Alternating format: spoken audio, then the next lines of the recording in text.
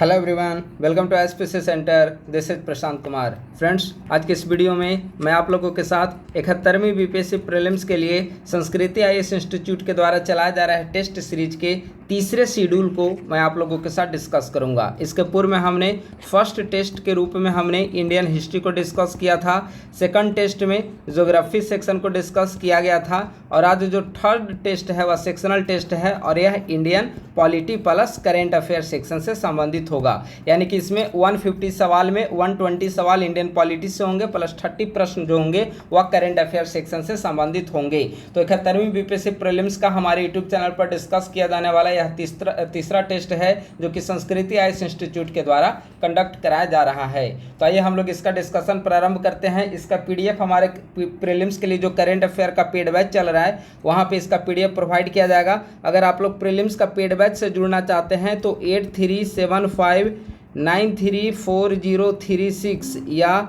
9870564701 आप ये दो में से किसी भी एक नंबर पर संपर्क करके या फिर व्हाट्सएप या टेलीग्राम पे मैसेज करके आप लोग 71वीं बीपीएससी प्रीलिम्स बैच के बारे में जानकारी प्राप्त कर सकते हैं। इसकी फ़ी जो है वह 1 ईयर का कंटेंट का 500 रुपये इसका फ़ी रखा गया है, जिसमें विभिन्न मैगजीन का शॉर्ट नोट जैसे प्रत्युत्तर दर्पण, Bihar current affair, budget, economic survey, Bihar का हिस्ट्री, ज्योग्राफी, ये सारे सेक्शन का नोट्स इसके अंतर्गत प्रोवाइड किए जाते हैं। प्लस डेली पीआईबी अपडेट्स भी दिए जा रहे हैं। ठीक है, वहीं पे सारे टेस्ट सीरीज जो भी संस्कृति है इसका मैं डिस्कस कर रहा हूँ यूट्यूब चैनल पे, तो उन सभी का पीडीएफ भी इसी पेड ग्रुप में आप सभी को अवेलेबल कराया जा रहा है। तो आज का जो पीडीएफ है वो भी इसी पेड बैच में आप सभी को प्रोवाइड करा दिया जाएगा। तो आइए अब हम लोग टेस्ट सीरीज का डिस्कशन प्रारंभ करते हैं।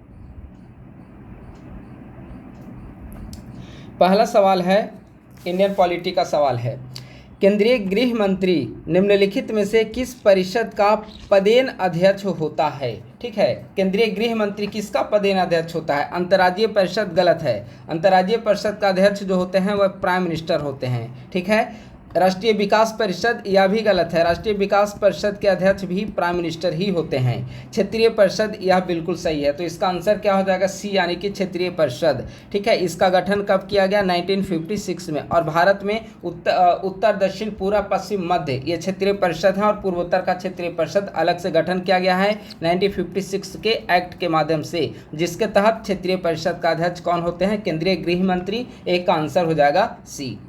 राष्ट्रीय पिछड़ा वर्ग आयोग के संदर्भ में निम्नलिखित कथनों पर विचार करें। कौन सा कथन सही है? सही कथन को बताना है। 101वां संविधान संशोधन के द्वारा इसे संवैधानिक दर्जा प्रदान किया गया है, यह कथन गलत है। जो 101वां संविधान संशोधन है वह वस्तु एवं सेवाकर जीएसटी से संबंधित है और राष्ट्रीय पिछड़ा वर्ग आयोग से संबंधित जो संविधान संशोधन है वह 102वां संविधान संशोधन है। तो पहला जो हो गया स्टेटमेंट गलत है। दूसरा, इसके सदस्यों का कार्यकाल 5 वर्ष निर्धारित है, यह भी गलत है। इसके सदस्यों का कार्यकाल जो है वह 3 वर्ष निर्धारित है और राष्ट्रीय पिछड़ा वर्ग आयोग में एक अध्यक्ष होते हैं, एक उपाध्यक्ष होते हैं, प्लस 3 अन्य सदस्य होते हैं। ठीक है, तो दूसरा स्टेटमेंट भी गलत हो गया। यह अपनी रिपोर्ट राष्ट्रपति को प्रस्तुत करता है, यह स्टेटमेंट सही है। यानी कि क्वेश्चन नंबर 2 में केवल 3 सही है, तो इसका आंसर हो जाएगा ऑप्शन नंबर सी, केवल 3 करेक्ट है। अगला सवाल है, निम्नलिखित में से कौन सा संविधान का उद्देश्य नहीं है? ठीक है, देखिए यह संविधान का उद्देश्य नहीं है, इस पर प्रश्न पूछे गए हैं। यह कॉमन सेंस पर आधारित सवाल है। ठीक है, नागरिक अधिकारों की गारंटी यह तो बिल्कुल संविधान का उद्देश्य है और आप देखेंगे कि इसी लिए भारतीयों को मौलिक अधिकार 6 प्रकार के मौलिक अधिकार भी प्रदान किए गए हैं। तो पहला तो सही है कि संविधान का यह उद्देश्य है। दूसरा, शासन शक्तियों का विभाजन यह भी संविधान का उद्देश्य है, चाहे वह केंद्र हो या राज्य हो, विधायिका हो, कार्यपालिका हो या न्यायपालिका हो, हर एक स्तर पर प्रत्येक प्रतिभागी के बीच में शासन शक्तियों का स्पष्ट विभाजन किया गया है संविधान के विभिन्न अनुच्छेदों के माध्यम से। ठीक है, साझा मूल्यों की अभिव्यक्ति यह भी सही है। सत्ता में अच्छे लोगों का चयन यह संविधान का उद्देश्य नहीं है। भारत में ऐसे भी लोकतंत्र है और लोकतांत्रिक शासन व्यवस्था यहाँ पर स्थापित की गई है। तो लोकतांत्रिक शासन व्यवस्था में चाहे वह अच्छे लोग हों या बुरे लोग, इसी अच्छे लोग हों या बुरे लोग हों, वे शासन सत्ता में अपनी महत्वपूर्ण भागीदारी का निर्वहन करते हैं, बशर्ते जनता का उन पर भरोसा होना चाहिए, जनता के मत के आधार पर जीत कर आने चाहिए और लोकतंत्र की यही कमियाँ भी है। ठीक है, तो इसका आंसर करेक्ट हो जाएगा डी, यानी कि कौन संविधान का उद्देश्य नहीं है, तो सत्ता में अच्छे लोगों का चयन यह संविधान का उद्देश्य नहीं है। भारतीय संविधान की प्रस्तावना में पंथनिरपेक्ष शब्द निम्नलिखित में से किस संविधान संशोधन के द्वारा अंतः स्थापित किया गया था। अभी ये शब्द काफ़ी महत्वपूर्ण है, काफ़ी 2-3 दिन से हाईलाइटेड है कि भारतीय संविधान की प्रस्तावना में पंथनिरपेक्ष और समाजवादी शब्द को जो जोड़ा गया था उसको हटा दिया जाना चाहिए। आरएसएस के एक महत्वपूर्ण लीडर हैं दत्तात्रेय होसबले, उनके द्वारा यह स्टेटमेंट दिया गया था। ठीक है, सवाल काफ़ी महत्वपूर्ण है कि संविधान की प्रस्तावना में पंथनिरपेक्ष शब्द निम्नलिखित में से किस संविधान संशोधन के द्वारा अंतः स्थापित किया गया था। तो आप लोग जब मूल प्रस्तावना देखेंगे तो मूल प्रस्तावना में पंथनिरपेक्ष और समाजवादी शब्द का जिक्र नहीं किया गया है, बल्कि 42वां संविधान संशोधन 1976 जो आपातकाल के दौरान जिससे संशोधित किया गया था, तो इस संविधान संशोधन के जरिए पंथनिरपेक्ष और समाजवादी शब्द को प्रस्तावना में जोड़ा गया था। तो 4 का करेक्ट आंसर हो जाएगा ऑप्शन नंबर बी।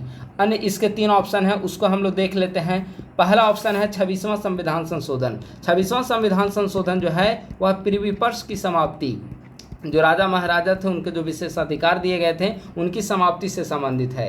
44वां संविधान संशोधन 1978 में जनता पार्टी की सरकार के द्वारा लाया गया था, और 42वें संविधान संशोधन में जो कुछ संशोधित किए गए थे उसको 44वें संशोधन के द्वारा पुनः संशोधन किया गया था। 52वां संविधान संशोधन आसान है, यह दल बदल अधिनियम 10वीं अनुसूची से संबंधित है। ठीक है, तो सवाल के अनुसार पंथनिरपेक्ष शब्द किस संविधान संशोधन के द्वारा जोड़ा गया, 42वां। 4 का आंसर हो जाएगा बी। न्यायिक पुनरावलोकन के संदर्भ में निम्नलिखित कथनों पर विचार करें। न्यायालय को यह शक्ति अनुच्छेद 13 से प्राप्त होती है, बिल्कुल सही है। न्यायिक पुनरावलोकन जो है अनुच्छेद 13 है, अनुच्छेद 32 है, 131 है, विभिन्न संवैधानिक अनुच्छेदों के जरिए यह शक्ति न्यायपालिका को प्रदान की गई है। तो पहला स्टेटमेंट इसका सही है। दूसरा स्टेटमेंट है इसका प्रयोग केवल सर्वोच्च न्यायालय के द्वारा किया जा सकता है, यह गलत है। न्यायिक पुनरावलोकन की जो शक्ति है वह सर्वोच्च न्यायालय के साथ साथ उच्च न्यायालय को भी प्रदान की गई है, तो दूसरा स्टेटमेंट गलत है। एक और बात आप लोग ध्यान रखेंगे, जब भी कोई स्टेटमेंट आए और उसमें केवल शब्द जुड़ा हुआ रहे तो अमूमन अगर आप लोग आंसर जानते हैं तब ठीक है, लेकिन अगर आप लोग तुक्का लगा रहे हैं तो जिस स्टेटमेंट में केवल शब्द का प्रयोग किया जाता है मोस्टली ऐसे स्टेटमेंट गलत ही होते हैं। हम लोग आगे भी सवाल सॉल्व करेंगे इसी लेक्चर में, तो कई सारे ऐसे प्रश्न हम लोग देखेंगे जो कि केवल वर्ड का यूज किया गया है लेकिन वह गलत स्टेटमेंट है। ठीक है, तो 5 का पहला आंसर सही है, दूसरा गलत है, यानी कि इसका आंसर क्या हो जाएगा, केवल एक सत्य है, यानी कि ए आंसर हो जाएगा। आइए 6ठा नंबर सवाल। निम्नलिखित में से किस लोकसभा अध्यक्ष के विरुद्ध सर्वप्रथम अविश्वास प्रस्ताव प्रस्तुत किया गया था। किस लोकसभा अध्यक्ष के विरुद्ध सर्वप्रथम अविश्वास प्रस्ताव प्रस्तुत किया गया, तो गणेश वासुदेव मावलंकर, जीवी मावलंकर, ये लोकसभा के पहले अध्यक्ष थे जो कि 1952 से 1956 ईस्वी तक लोकसभा अध्यक्ष के पद पर रहे हैं, और अविश्वास प्रस्ताव को इनके खिलाफ पहली बार प्रस्तुत किया गया था। ठीक है, तो इसका आंसर हो जाएगा ए। निम्नलिखित में से कौन सी किसी राजनीतिक पार्टी के राज्य स्तरीय दल के रूप में मान्यता प्राप्त करने के लिए आवश्यक अर्हता नहीं है। ठीक है, राज्य स्तरीय दल और राष्ट्रीय राजनीतिक दल के रूप में किसे मान्यता प्रदान की जाती है, इन दोनों को अच्छे से याद रखिए, दोनों को अंतर के साथ याद रखिए, तभी ज़्यादा दिन तक आप उसे मेमोराइज रख पाएंगे। ठीक है, तो ऑप्शन अगर आप देखेंगे तो ऑप्शन में ऑप्शन नंबर सी जो है वह इसका गलत स्टेटमेंट है। राज्य स्तरीय दल होने के लिए यह होना चाहिए, यह भी होना चाहिए, यह भी होना चाहिए, लेकिन ऑप्शन नंबर सी गलत है। कैसे गलत है, राज्य विधानसभा आम चुनाव में कुल वैध मतों का 8% तथा 4 सीटें प्राप्त की होनी चाहिए। ठीक है, यह गलत है। कुल वैध मतों का 6% या फिर 2 सीटें प्राप्त कर लेनी चाहिए। न्यूनतम अगर इतनी सीटें प्राप्त हो जाती है तो वह राजनीतिक दल राज्य स्तरीय राजनीतिक दल का दर्जा प्राप्त कर लेगा। बाकी ये तीनों ऑप्शन अगर प्राप्त कर लेते हैं तो भी राज्य स्तरीय दल का ऑप्शन उसे मान्यता मिल जाएगा, लेकिन सी नंबर जो है पहले से गलत था। यहाँ पे 8% की जगह 6% होना चाहिए और 4 सीटें की जगह पे 2 सीटें होनी चाहिए। तो 7 का करेक्ट आंसर क्या हो जाएगा, ऑप्शन नंबर सी। निम्नलिखित में से कौन सी अध्यक्षीय शासन प्रणाली की विशेषता है, बताइए। संसदीय शासन व्यवस्था और अध्यक्षीय शासन व्यवस्था, ये 2 महत्वपूर्ण शासन प्रणाली है। भारत में संसदीय शासन व्यवस्था को अपनाया गया है और अमेरिका में अध्यक्षीय शासन व्यवस्था को अपनाया गया है। तो अध्यक्षीय शासन व्यवस्था की निम्नलिखित में से कौन सी विशेषता है। ठीक है, तो अगर आपको संसदीय शासन व्यवस्था की विशेषता की जानकारी होगी तो आप इसे आसानी से छांट लेंगे। जैसे राजनीतिक एकरूपता, यानी कि विधायिका और कार्यपालिका दोनों के सदस्य एक ही होते हैं, राजनीतिक एकरूपता होती है, गठबंधन में सभी समान विचारधारा के लोग होते हैं, राजनीतिक रूप से एकरूप होते हैं, यह संसदीय शासन व्यवस्था की विशेषता है। ठीक है। दोहरी सदस्यता भी संसदीय शासन व्यवस्था की विशेषता है। क्यों? क्योंकि इसमें जो व्यक्ति कार्यपालिका का सदस्य होगा वह व्यक्ति विधायिका का भी सदस्य होगा, यानी कि कार्यपालिका में जो मंत्री होंगे वे विधायिका के या तो लोकसभा के सदस्य होंगे या फिर राज्यसभा के सदस्य होंगे। तो यह भी संसदीय शासन प्रणाली की विशेषता है। सामूहिक उत्तरदायित्व भी संसदीय शासन प्रणाली की विशेषता है। क्यों? क्योंकि इसमें कार्यपालिका अपने कार्यों एवं नीतियों के लिए लोकसभा के प्रति उत्तरदायी होती है। तो यह भी संसदीय शासन व्यवस्था की विशेषता है। ये तीनों स्टेटमेंट जो है, ऑप्शन जो है संसदीय शासन व्यवस्था की विशेषता है। लेकिन जो चौथा ऑप्शन दिया गया है शक्तियों का विभेद यानी कि स्पष्ट रूप से शक्तियां विभाजित होगी विधायिका, कार्यपालिका और न्यायपालिका के बीच, और स्पष्ट रूप से शक्तियों का विभाजन अध्यक्षीय शासन व्यवस्था में ही देखने को मिलेगा। क्यों? क्योंकि आप संसदीय शासन व्यवस्था के डिफिनीशन को याद करिए। संसदीय शासन व्यवस्था में कहा गया है कि ऐसी शासन व्यवस्था जिसमें कार्यपालिका अपनी कार्यों एवं नीतियों के लिए विधायिका के प्रति उत्तरदायी होगी। और यहाँ पर विधायिका और कार्यपालिका अलग नहीं होते, विधायिका और कार्यपालिका एक दूसरे के साथ मिलकर काम करते हैं। जैसे मान लेते हैं कि कार्यपालिका को पैसे की जरूरत होगी तो वे सदन से उसको अनुमति लेकर खर्च करेगा, बजट पास कराना हो कार्यपालिका को तो विधायिका से बजट पास कराएगा, या फिर किसी भी प्रकार का कार्य करना हो तो विधायिका से उसे सहमति लेनी पड़ती है। लेकिन अध्यक्षीय शासन व्यवस्था में कार्यपालिका विधायिका एक दूसरे से पूरी तरीके से अलग होते हैं और वहां पर शक्तियों का विभेद होता है। तो 8 का correct answer option number D. अगला सवाल है, निम्नलिखित में से कौन सी नीति निर्देशक तत्व गांधीवादी सिद्धांत के द्योतक हैं? यानी कि 4 ऑप्शन में से गांधीवादी सिद्धांत पर कौन है? पहला है समान नागरिक संहिता। समान नागरिक संहिता संविधान के आर्टिकल 44, यह उदारवादी विशेषता है। राज्य के डीपीएसपी को देखेंगे तो 3 भागों में बांटा गया है, गांधीवादी, समाजवादी और उदारवादी। तो आर्टिकल 44 समान नागरिक संहिता उदारवादी से संबंधित है। अंतर्राष्ट्रीय शांति आर्टिकल 51, यह भी उदारवादी से संबंधित है। समाज के कमजोर वर्गों के शैक्षणिक और आर्थिक हितों का प्रोत्साहन, यह गांधीवादी चरण से संबंधित है जो कि आर्टिकल 46 है। ठीक है। लास्ट ऑप्शन है प्रसूति सहायता उपबंध। प्रसूति सहायता आर्टिकल 42, यह समाजवादी अवधारणा से संबंधित है। ठीक है। तो प्रश्न है कि कौन सा नीति निर्देशक तत्व गांधीवादी सिद्धांत का द्योतक है? तो इसका ऑप्शन नंबर सी हो जाएगा, आर्टिकल 46। अब आइए अगला सवाल, निम्नलिखित युग्मों में से कौन सही सुमेलित नहीं है? एक तरफ है आयोग और दूसरे तरफ है अनुच्छेद। वित्त आयोग आर्टिकल 280, यह बिल्कुल सही है। नीति आयोग आर्टिकल 279 गलत है। नीति आयोग का वर्णन संविधान के किसी भी अनुच्छेद में नहीं किया गया है। ठीक है। नीति आयोग जो है मंत्रिमंडलीय प्रस्ताव के द्वारा नीति आयोग का गठन 2015 में किया गया था। जो आर्टिकल 279 है यह जीएसटी काउंसिल से संबंधित है। तो बी गलत हो गया। तो इसका आंसर क्या हो जाएगा? 10 का बी। ऑप्शन नंबर सी है चुनाव आयोग 324, सही है। राज्य लोक सेवा आयोग आर्टिकल 315, यह भी सही है, यानी इसका आंसर हो जाएगा बी। अंतर्राज्यीय परिषद का गठन किस आयोग के सुझाव पर किया गया था? अंतर्राज्यीय परिषद भारतीय संविधान का आर्टिकल 263 अंतर्राज्यीय परिषद के गठन से संबंधित है। केंद्र राज्य संबंध को सुलझाने का एक महत्वपूर्ण माध्यम है अंतर्राज्यीय परिषद, जिसका गठन सरकारीय आयोग की सिफारिश पर 1990 ईस्वी में आर्य सरकारी आयोग की सिफारिश पर किया गया था। तो 11 का आंसर हो जाएगा ऑप्शन नंबर ए। फजल अली आयोग के संदर्भ में निम्नलिखित कथनों पर विचार करें। फजल अली आयोग, आप जानते हैं राज्यों के पुनर्निर्माण से संबंधित है फजल अली आयोग। इसका गठन कब किया गया? 1948 ईस्वी में।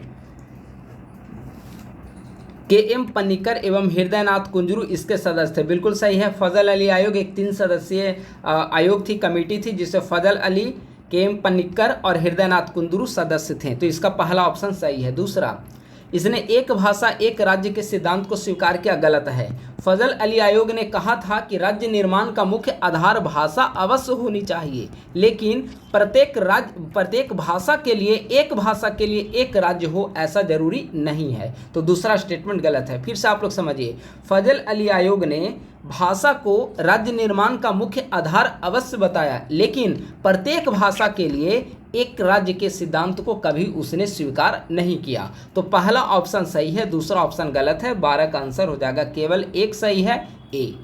निम्नलिखित में से किस विधि के द्वारा सर्वोच्च न्यायालय में न्यायाधीशों की संख्या में वृद्धि की जा सकती है? तो सर्वोच्च न्यायालय में न्यायाधीशों की संख्या की वृद्धि संविधान संशोधन के माध्यम से ही संसद के द्वारा किया जा सकता है। 13 का आंसर हो जाएगा ऑप्शन नंबर बी।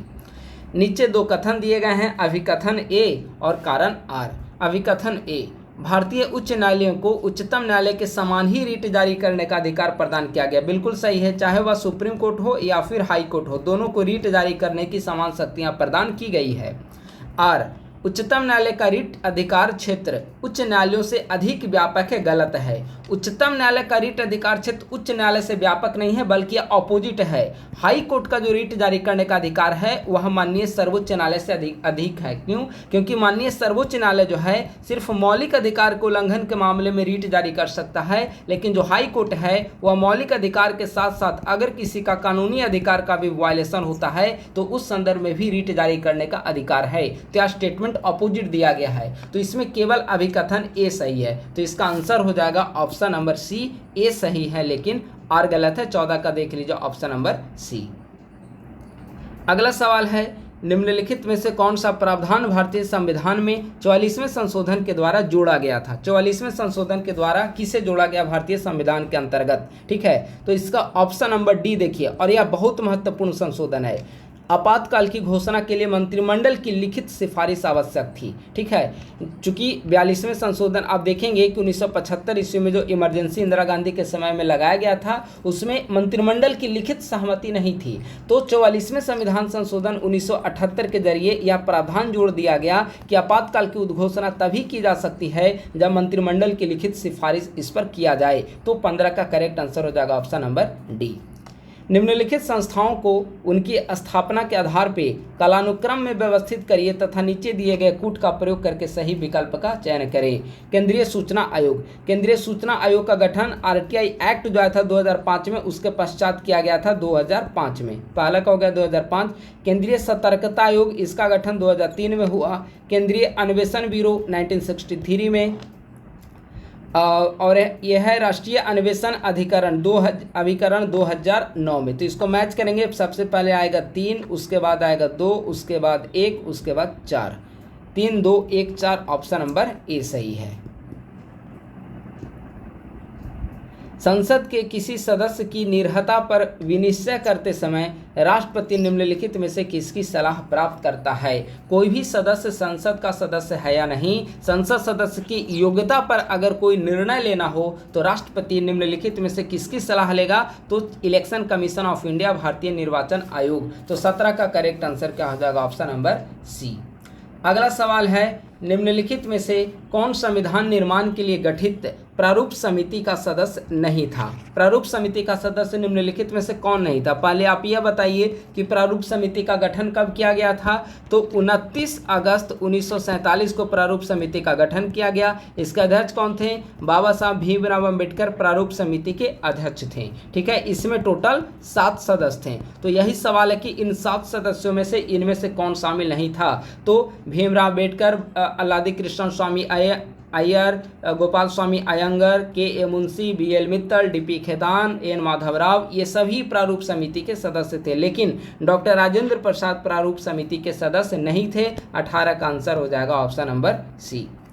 दल बदल विरोधी अधिनियम के संदर्भ में निम्नलिखित कथन पर विचार करें और दल बदल विरोधी अधिनियम से संबंधित कौन सा कथन सही है? इसके तहत सदस्यों की निर्हता का निर्धारण सदन का पीठासीन अधिकारी करता है। यह स्टेटमेंट बिल्कुल सही है। पीठासीन अधिकारी के निर्णय की न्यायिक समीक्षा नहीं की जा सकती, गलत है। देखिए, एक बात आप लोग स्पष्ट याद रखिए कि वर्तमान समय में संविधान के अंतर्गत ऐसा कोई भी प्रावधान नहीं है, ऐसा कुछ भी नहीं है वर्तमान समय में जिसकी न्यायिक समीक्षा नहीं की जा सकती है। यहाँ तक कि 9वीं अनुसूची में शामिल विषयों की भी न्यायिक समीक्षा की जा सकती है। तो अगर ऐसा कहीं भी स्टेटमेंट आए कि इसकी न्यायिक समीक्षा नहीं की जा सकती तो पूरी तरीके से स्टेटमेंट गलत होगा। ठीक है, तो कौन सा कथन सही है? तो इसमें से केवल 1 नंबर ऑप्शन सही है। तो इसका क्या आंसर हो जाएगा? 19 का 1। संविधान सभा के संदर्भ में निम्नलिखित कथनों पर विचार करें। पहला, इसका गठन प्रत्यक्ष निर्वाचन के आधार पर किया गया था, गलत है। संविधान सभा के जो सदस्य थे उनका प्रत्यक्ष निर्वाचन नहीं हुआ था। पहली बात तो उनका अप्रत्यक्ष निर्वाचन था। जो राज्य विधानसभा के सदस्य थे तो राज्य विधानसभा के सदस्यों के द्वारा ही वे चुने गए थे, तो अप्रत्यक्ष निर्वाचन था। दूसरा, सभी सदस्य निर्वाचित नहीं हुए थे। संविधान सभा जो था वह आंशिक रूप से मनोनीत प्लस आंशिक रूप से निर्वाचित निकाय थी, तो पूरी तरीके से निर्वाचित निकाय भी नहीं थी। पहला स्टेटमेंट इसका गलत हो गया। दूसरा, इसके कार्यों के निर्वहन हेतु विभिन्न समितियों का गठन किया गया था, बिल्कुल सही है। संविधान सभा में कई सारी समितियां थी, झंडा समिति था, मूल अधिकार से संबंधित अलग समिति, संघ शक्ति समिति, संघ संविधान समिति, प्रारूप समिति, कई सारे समितियां थी, ठीक है। तो दूसरा सही है। तो कौन सा कथन सही है? केवल 2 सही है, आंसर हो जाएगा बी। न्यायालय के द्वारा उत्प्रेषण रीट किस उद्देश्य से जारी की जाती है? उत्प्रेषण रीट, ठीक है। तो 5 प्रकार के रीट जारी किए जाते हैं: बंदी प्रत्यक्षीकरण रीट, परमादेश, प्रतिषेध, उत्प्रेषण और अधिकार परीक्षा। तो ये जो 5 प्रकार के रीट जारी किए जाते हैं उनमें से उत्प्रेषण रीट किस उद्देश्य से जारी किया जाता है? तो ऑप्शन नंबर ए देखिए, अधीनस्थ न्यायालय में लंबित वाद का वरिष्ठ न्यायालय में प्रेषण। तो 21 का आंसर हो जाएगा ऑप्शन नंबर ए। संविधान के अनुसार किसी राज्य की विधान परिषद में सदस्यों की अधिकतम संख्या कितनी हो सकती है? तो आप लोग याद रखें, विधान परिषद में सदस्यों की न्यूनतम संख्या जो होगी वह 40 होगी और सदस्यों की अधिकतम संख्या जो होगी वह विधानसभा का 1/3 होगा। तो इसका ऑप्शन नंबर क्या हो जाएगा? अधिकतम संख्या प्रश्न में पूछा गया है, तो ऑप्शन नंबर इसका हो जाएगा डी। निम्नलिखित में से कौन अनुच्छेद 344 के अंतर्गत गठित प्रथम राजभाषा आयोग के अध्यक्ष थे? प्रथम राजभाषा आयोग, इसका गठन 1955 ईस्वी में बीजी खेर की अध्यक्षता में हुआ था। आंसर हो जाएगा इसका बी।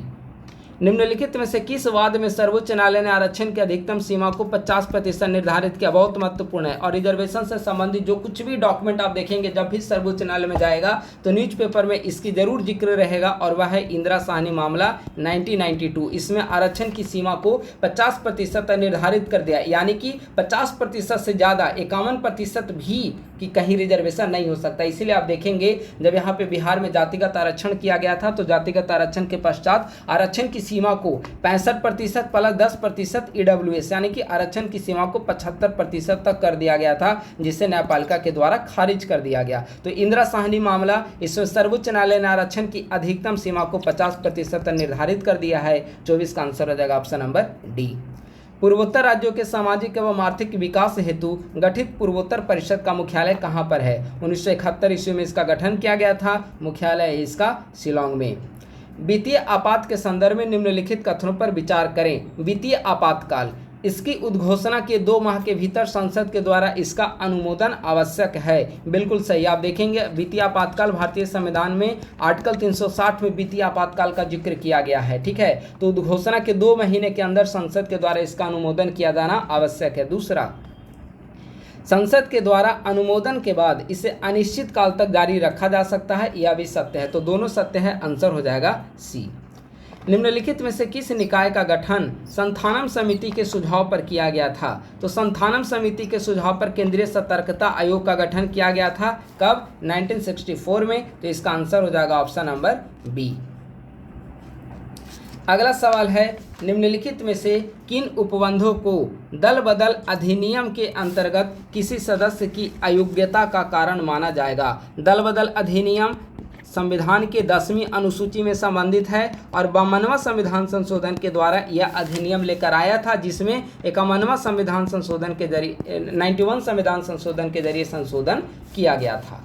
अब सवाल है कि दल बदल अधिनियम के अंतर्गत किस जनप्रतिनिधि को अयोग्य घोषित किया जाएगा? पहला, वह सदस्य जिस राजनीतिक दल के टिकट पर निर्वाचित हुआ हो और स्वेच्छा से उस दल का परित्याग कर दे। बिल्कुल सही है। मान लेते हैं कि कोई विधायक है, वह जनता दल यूनाइटेड के टिकट पर चुनाव लड़ा और चुनाव जीत गया, और चुनाव जीतने के बाद उस पार्टी को उसने छोड़ दिया। तो पार्टी को छोड़ने के बाद वह विधायक, उसकी जो विधायकी की जो सदस्यता है उस पर खतरा आ जाएगा और दल बदल अधिनियम के तहत उसे अयोग्य घोषित किया जा सकता है, ठीक है। पहला सही हो गया। दूसरा, अपने दल के निर्देश के विरुद्ध मतदान किया हो, यह भी सही है। निर्वाचन के बाद किसी अन्य राजनीतिक दल की सदस्यता ग्रहण कर ले, यह भी सत्य है। कोई मनोनीत सदस्य शपथ ग्रहण के 6 माह के अंदर किसी राजनीतिक दल की सदस्यता ग्रहण कर ले, गलत है। 6 माह के बाद होना चाहिए। अगर 6 महीने तक किसी दल की सदस्यता ग्रहण कर लेता है तो ठीक है, लेकिन अगर मनोनीत सदस्य है शपथ ग्रहण के 6 महीने के मतलब अंदर किसी दल की सदस्यता ले लेगा तो उसकी जो सदस्यता पर खतरा आ जाएगा, ठीक है, और उसे अयोग्य घोषित किया जा सकता है, ठीक है। तो अयोग्यता का कारण होगा 1, 2, 3, लेकिन चौथा ऑप्शन गलत है, इसका आंसर हो जाएगा सी।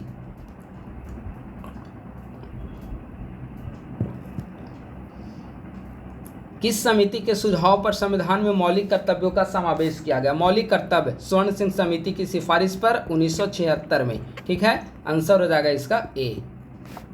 आर्टिकल 51A जोड़ा गया था संविधान में।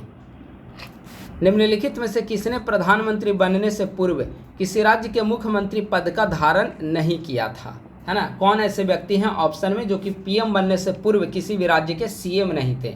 यह आप देखेंगे लक्ष्मीकांत बुक में, यह 4-5 ऐसे जो नाम है उनका नाम दिया गया है, ठीक है। तो मोरारजी देसाई पहले सीएम बने थे, पी नरसिम्हा राव भी सीएम बने थे, एच.डी. देवगौड़ा भी सीएम बने थे, लेकिन इंद्र कुमार गुजराल पीएम बनने से पूर्व किसी भी राज्य के सीएम नहीं थे। आंसर हो जाएगा सी। राष्ट्रपति शासन के संदर्भ में निम्नलिखित कथनों पर विचार करें। इसे जारी रखने के लिए संसद के द्वारा विशेष बहुमत से प्रस्ताव पारित कराना अनिवार्य है, गलत है। राष्ट्रपति शासन आर्टिकल 356, इसे राज्यों में इंप्लीमेंट किया जाता है, राज्यों में राष्ट्रपति शासन, ठीक है। तो संसद के द्वारा विशेष बहुमत नहीं बल्कि साधारण बहुमत से प्रस्ताव पारित होना चाहिए। दूसरा, इसे 3 वर्ष से अधिक विस्तारित नहीं किया जा सकता, बिल्कुल सही है। तो इसका आंसर हो जाएगा केवल 2।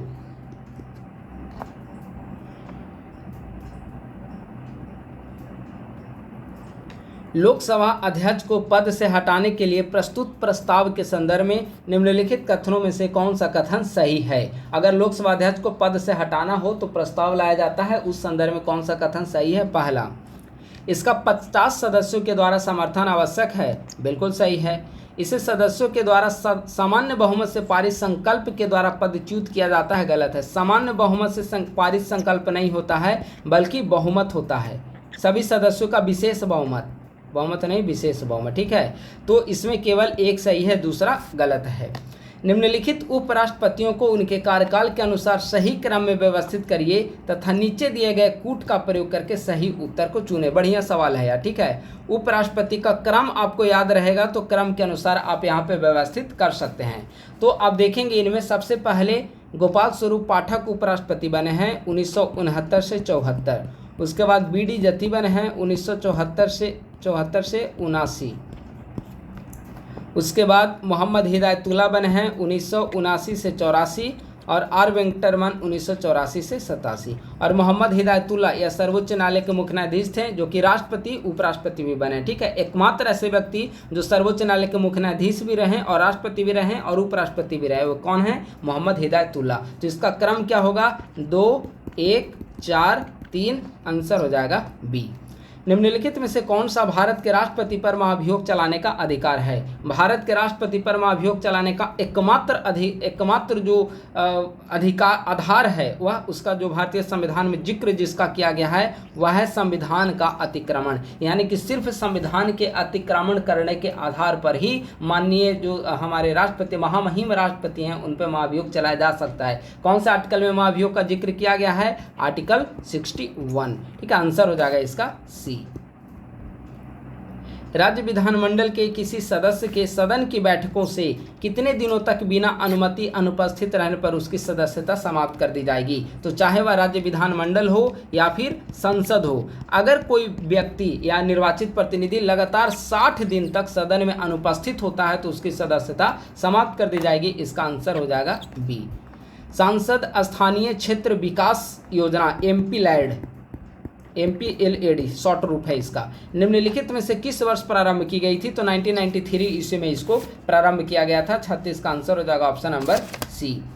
37 नंबर सवाल है, मंत्रिपरिषद के संदर्भ में निम्नलिखित कथनों पर विचार करें। पहला, मंत्रिपरिषद के सदस्यों की कुल संख्या लोकसभा की कुल सदस्य संख्या के 15% से अधिक नहीं हो सकती है, बिल्कुल सही है। और इसे 91 संविधान संशोधन 2003 के जरिए इसे जोड़ा गया था। इसमें कहा गया था कि मंत्रिपरिषद का जो आकार है लोकसभा की कुल सदस्य संख्या के 15% से अधिक नहीं हो सकती। तो पहला स्टेटमेंट जो है वह सही है। दूसरा, मंत्रिपरिषद सामूहिक रूप से संसद के प्रति उत्तरदायी होगा, गलत है। देखिए, अगर आपका कॉन्सेप्ट जो है पूरी तरीके से क्लियर नहीं हो पाएगा तो एग्जाम में हड़बड़ी में आप ऐसे सवाल का आंसर गलत कर पाएंगे, ठीक है। क्योंकि यहाँ पर लिखा हुआ है कि मंत्रिपरिषद सामूहिक रूप से संसद के प्रति उत्तरदायी होती है, गलत है। संसद नहीं बल्कि लोकसभा के प्रति उत्तरदायी होती है। तो पहला स्टेटमेंट केवल सही है, इसका आंसर हो जाएगा ए। अगला सवाल, संविधान में वर्णित वाक्य एवं अभिव्यक्ति की स्वतंत्रता के संदर्भ में निम्नलिखित कथनों पर विचार करें। न्यायालय की अवमानना के आधार पर इसे प्रतिबंधित किया जा सकता है, बिल्कुल सही है। और जो आर्टिकल 19 क्लॉज 1 के तहत जो विचार एवं अभिव्यक्ति की स्वतंत्रता प्रदान की गई है उसे कई आधारों पर प्रतिबंधित किया जा सकता है। उनमें एक आधार है माननीय न्यायालय की अवमानना। दूसरा, इसमें प्रदर्शन, विरोध और हड़ताल का अधिकार समाहित है, नहीं। तो दूसरा गलत है, तो केवल एक सही है, इसका आंसर हो जाएगा ए। निम्नलिखित में से कौन सी समिति भारत में चुनाव सुधार से संबंधित नहीं है? पहला है तारकुंडे समिति। तारकुंडे समिति 1974 में गठन किया गया था, चुनाव सुधार से संबंधित है। दिनेश गोस्वामी समिति 1990 में गठन किया गया, यह भी चुनाव सुधार से संबंधित है। इंद्रजीत गुप्ता समिति 1998 में इसका गठन किया गया, यह भी चुनाव सुधार से संबंधित है। लेकिन विवेक दोबराय समिति यह चुनाव सुधार से संबंधित नहीं है। अब सवाल है कि विवेक दोबराय समिति का संबंध किस क्षेत्र से है? तो विवेक दोबराय समिति जो है इसका गठन बेसिकली नीति आयोग के द्वारा किया गया था और इसी की सिफारिश पर रेल बजट को आम बजट के साथ जोड़ा गया था, संभवतः 2017 में। आप एक बार इसे कंफर्म हो लेंगे, ठीक है। तो इसका आंसर हो जाएगा डी। उद्देशिका के संदर्भ में निम्नलिखित कथनों पर विचार करें। उच्चतम न्यायालय ने उद्देशिका को संविधान का भाग माना है, बिल्कुल सही है। पहले आप देखेंगे कि बेरुवारी जो मामला था उसमें उद्देशिका को संविधान का भाग नहीं माना था, लेकिन बाद में केशवानंद का मामला हो या फिर LIC बनाम इंडिया का मामला हो, इसमें उच्चतम न्यायालय ने उद्देशिका को संविधान का भाग माना है। पहला स्टेटमेंट सही है। दूसरा, इसमें संशोधन के लिए आधे से अधिक राज्यों की सहमति अनिवार्य है, यह गलत है। प्रस्तावना में उद्देशिका में आप संशोधन नहीं कर सकते। केवल अभी तक एक और संशोधन हुआ है इमरजेंसी के समय में 1976 ईस्वी में 42वें संविधान संशोधन के जरिए। तो इसका आंसर हो जाएगा केवल एक। कल उपराष्ट्रपति का स्टेटमेंट भी इस संदर्भ में आया था, हमने टेलीग्राम ग्रुप पर उनका स्टेटमेंट भी डाला था। इस बार मेंस के लिए प्रस्तावना टॉपिक काफ़ी महत्वपूर्ण है, ठीक है। जनवरी 2025 में नई दिल्ली में आयोजित, अब यहाँ पे 10 सवाल करेंट अफेयर का है, ठीक है। हर 40 सवाल पॉलिटी का होगा, उसके बाद जो 10 सवाल होंगे वह करेंट अफेयर के होंगे। जनवरी 2025 में नई दिल्ली में आयोजित ग्रामीण भारत महोत्सव 2025 का मुख्य विषय निम्नलिखित में से कौन सा था? तो ग्रामीण भारत महोत्सव 2025 इसका जो आयोजन है वह नाबार्ड प्लस केंद्रीय वित्त मंत्रालय के द्वारा किया गया था नई दिल्ली में जनवरी में, जिसका थीम था विकसित भारत 2047 के लिए एक लचीले ग्रामीण भारत का निर्माण करना। दूसरा 42 नंबर, निम्नलिखित में से कर्माद चाइल्ड भारतीय सिनेमा के सर्वश्रेष्ठ सोमैन पुस्तक के लेखक कौन है? तो इसके पुस्तक के लेखक हैं सुभाष घई और उपलेखक हैं सुवीन सिन्हा। तो दोनों का नाम है, आंसर हो जाएगा बी। निम्नलिखित में से केंद्रीय संचार मंत्री द्वारा ग्रामीण व दूरदराज के क्षेत्रों में बेहतर ब्रॉडबैंड कनेक्टिविटी सुनिश्चित करने के लिए शुरू किए गए राष्ट्रीय ब्रॉडबैंड मिशन 2.0 की समयावधि क्या है? तो राष्ट्रीय ब्रॉडबैंड मिशन 2.0 की समयावधि जो है 2025 से 2030 है। यह सवाल हमने प्रत्युत्तर दर्पण करेंट अफेयर में डिस्कस किया था। इसरो के द्वारा लॉन्च किया गया 100वां जो था इसरो के द्वारा किस सैटेलाइट को प्रक्षेपित किया गया? GSLV F-15 के जरिए। तो इसका आंसर हो जाएगा नाविक सीरीज का दूसरा था NVS-02, ठीक है। तो इसरो के द्वारा 29 जनवरी 2025 ईस्वी को अपना 100वां प्रक्षेपण यान लॉन्च किया गया। सैटेलाइट का नाम था NVS-02 और प्रक्षेपण यान का नाम था प्रक्षेपण वाहन या प्रक्षेपण यान GSLV F-15। तो इसका आंसर हो जाएगा बी। प्रीलिम्स के लिए मोस्ट इंपॉर्टेंट टॉपिक है। जब मैं PD में भी डिस्कस किया था उस समय बताया था कि 100वां संशोधन और 101वां प्रक्षेपण ये दोनों काफ़ी महत्वपूर्ण है। अगला सवाल है, फरवरी 2025 में निम्नलिखित में से किस भारतीय को ब्रिटेन के मानद नाइटहुड की उपाधि से सम्मानित किया गया था? इसका आंसर हो जाएगा सुनील मित्तल। 7 से 11 फरवरी 2025 में पहला बिम्स्टेक युवा शिखर सम्मेलन कहाँ पे आयोजित किया गया था? पहला बिम्स्टेक युवा शिखर सम्मेलन का आयोजन कहाँ पे किया गया था? गांधीनगर में युवा मामलों के मंत्रालय के द्वारा। तो आंसर हो जाएगा 46 का ऑप्शन नंबर बी। अगला सवाल है, 19 फरवरी 2025 को भारत के 26वें मुख्य निर्वाचन आयुक्त चीफ इलेक्शन कमिश्नर के रूप में किसे नियुक्त किया गया? तो 26वें CEC कौन बने हैं? ज्ञानेश कुमार, ठीक है। आंसर हो जाएगा इसका बी।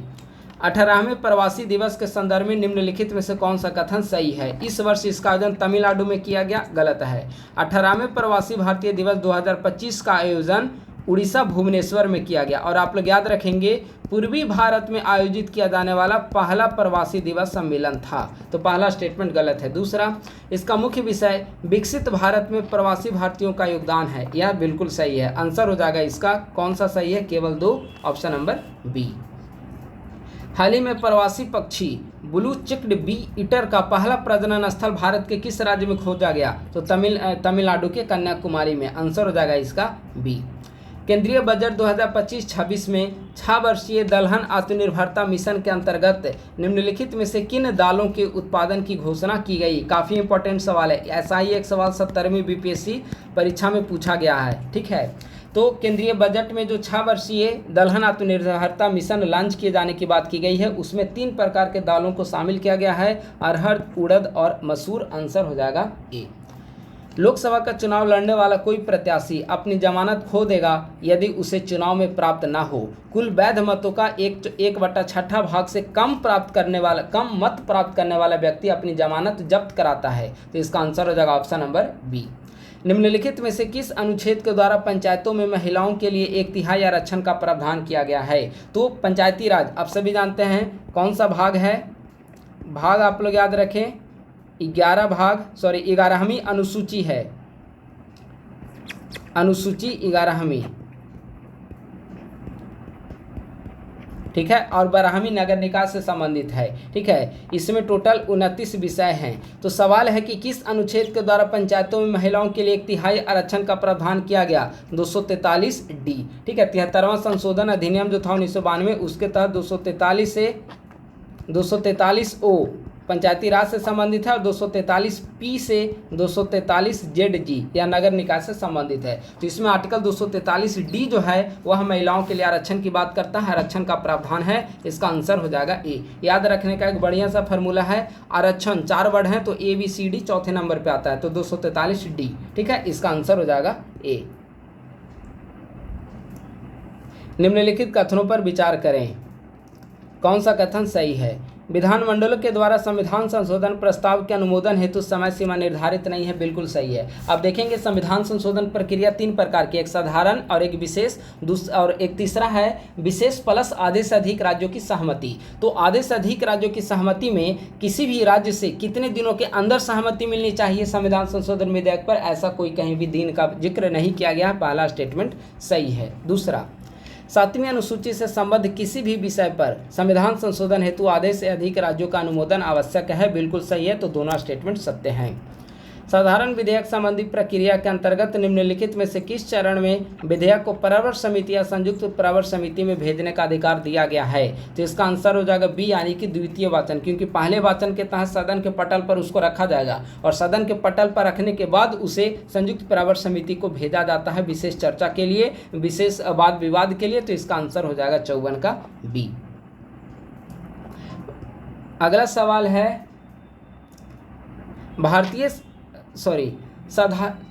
साधारण विधेयक, यह है 54 नंबर सवाल, 55 नंबर सवाल है। 55 नंबर सवाल है, भारतीय संविधान के अनुच्छेद 15 में निम्नलिखित में से किन आधारों पर विभेद का प्रतिषेध किया गया है? ठीक है, तो आर्टिकल 15 जब आप पढ़ेंगे तो धर्म, जाति, मूल वंश और जन्म स्थान के आधार पर विभेद की चर्चा की गई है, लेकिन यहाँ पर ऑप्शन है जन्म स्थान के बजाय निवास स्थान, जो कि गलत है। तो इसका आंसर सही कौन सा है? 1, 2 और 3। इसका आंसर हो जाएगा ऑप्शन नंबर ए। अगला सवाल है, भारतीय संविधान के अनुसार पंथनिरपेक्षता के संदर्भ में निम्नलिखित कथनों में से कौन सा कथन सही नहीं है? पंथनिरपेक्षता के संदर्भ में कौन सा कथन सही नहीं है?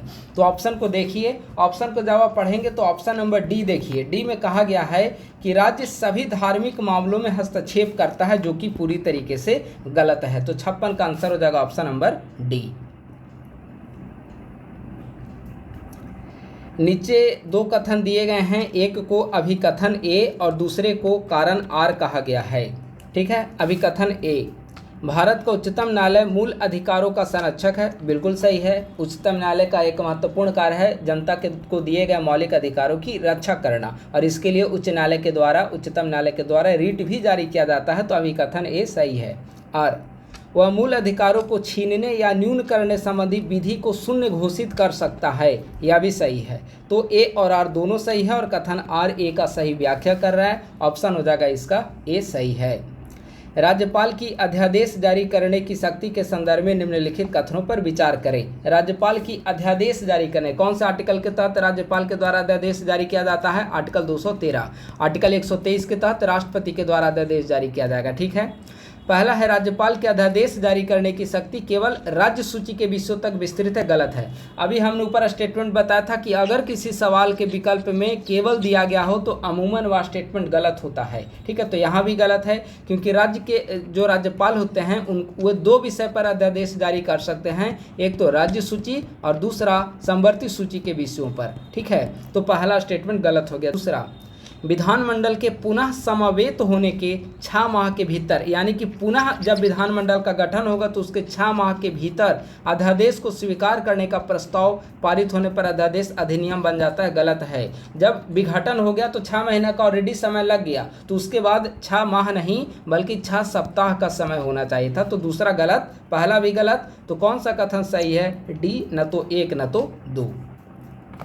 किहोतो-होलोहनवाद निम्नलिखित में से किस विषय से संबंधित है? किहोतो-होलोहनवाद 10वीं अनुसूची के संदर्भ में योग्यता निर्धारण से संबंधित है। और अभी हमने ऊपर डिस्कस किया था कि 10वीं अनुसूची में अगर किसी व्यक्ति की योग्यता को निरस्त किया जाता है पीठासीन अधिकारी के द्वारा तो उसकी न्यायिक समीक्षा की जा सकती है, और यही निर्णय किहोतो-होलोहनवाद में दिया गया था, जो कि 10वीं अनुसूची से संबंधित है। आंसर हो जाएगा इसका ऑप्शन नंबर बी।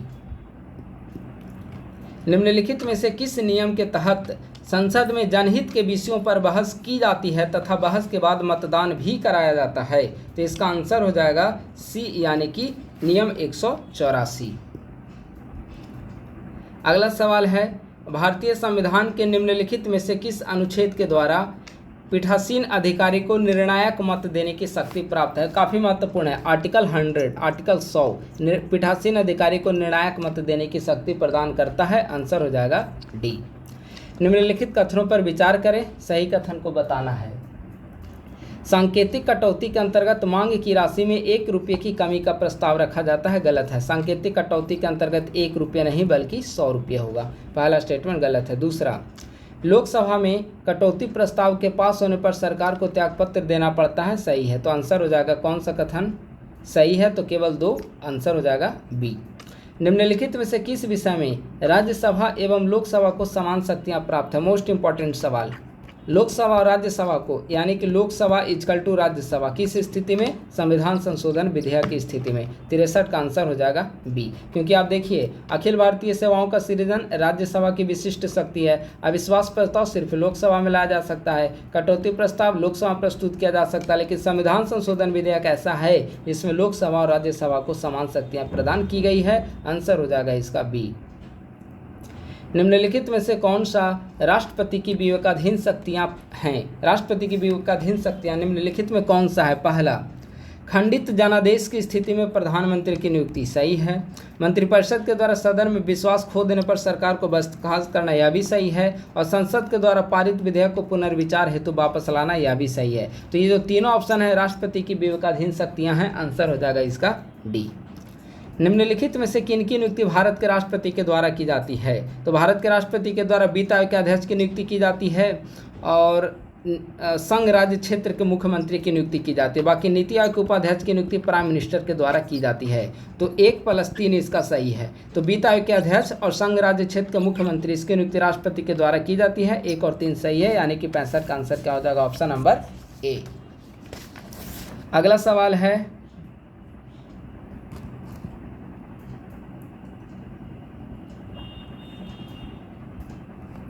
महत्वपूर्ण सवाल है, निम्नलिखित में से किस विधेयक के संदर्भ में प्रथम बार संसद की संयुक्त बैठक आहूत की गई थी?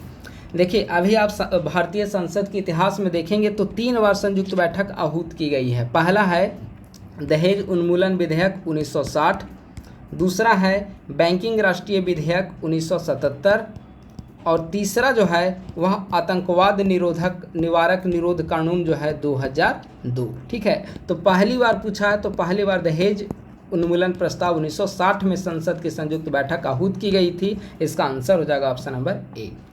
1953 में गठित राज्य पुनर्गठन आयोग का सदस्य कौन नहीं था? तो 1953 में जो राज्य पुनर्गठन आयोग का गठन किया गया उसमें फजल अली, के एम पन्नीकर और हृदयनाथ कुंजरू सदस्य थे और पट्टाभी सीतारामैया इसके सदस्य नहीं थे। आंसर हो जाएगा इसका डी। राज्य के नीति निर्देशक सिद्धांत एक ऐसा चेक है जो बैंक के सुविधानुसार अदा किया जाता है, या किसका स्टेटमेंट है? अगर आपने डीपीएसपी पढ़ा होगा और इस स्टेटमेंट से आप अपरिचित हों, सवाल ही नहीं उठता। ठीक है, तो यह स्टेटमेंट केटी शाह का है। आंसर हो जाएगा इसका बी। राज्यपाल के संदर्भ में निम्नलिखित कथनों पर विचार करें। संविधान के द्वारा राज्यपाल का कार्यकाल 5 वर्ष निर्धारित किया गया है, बिल्कुल सही है।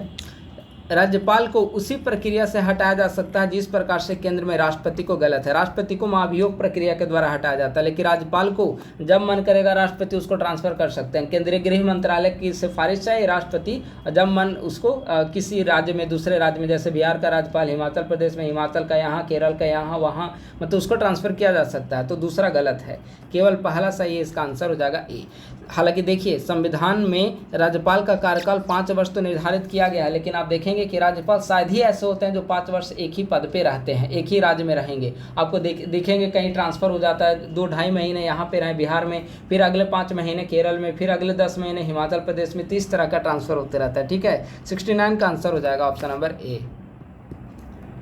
निम्नलिखित में से कौन उपराष्ट्रपति के निर्वाचक मंडल में शामिल होंगे? यानी कि उपराष्ट्रपति के निर्वाचक मंडल में कौन शामिल होंगे? तो उपराष्ट्रपति का निर्वाचन एकदम सिंपल फंडा है। संसद के दोनों सदनों के सभी सदस्य, लोकसभा और राज्यसभा के निर्वाचित प्लस मनोनीत दोनों सदस्य उपराष्ट्रपति के निर्वाचक मंडल में शामिल होते हैं। आंसर हो जाएगा बी।